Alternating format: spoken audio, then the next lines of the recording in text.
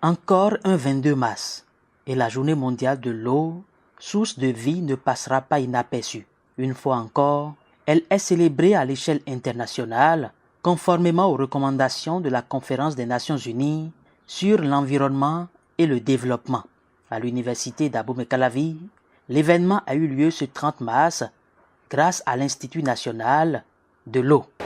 L'objectif de cette commémoration est d'attirer l'attention de toute l'humanité sur l'importance de l'eau et de promouvoir la gestion durable des ressources en eau douce.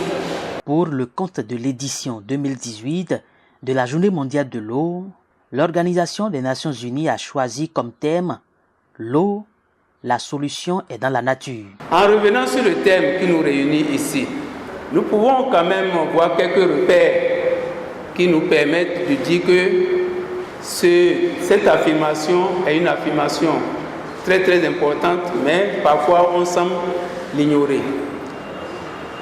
Il suffit de voir les perturbations du climat. Le climat est un phénomène naturel.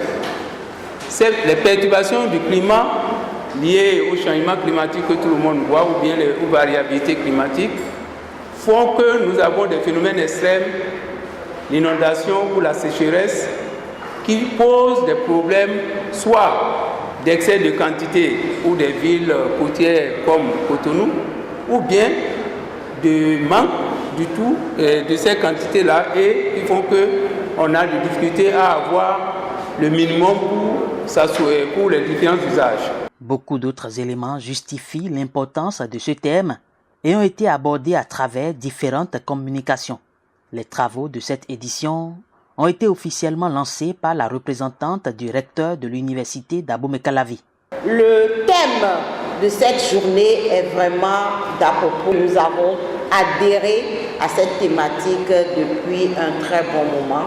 La journée mondiale de l'eau à l'Institut national de l'eau est officiellement lancée et je souhaite plein succès à vos travaux. L'Institut national de l'eau compte déjà 5 années d'existence avec près de 500 étudiants. Au-delà de la formation de ses futurs cadres, l'INE œuvre également dans le domaine de la recherche scientifique.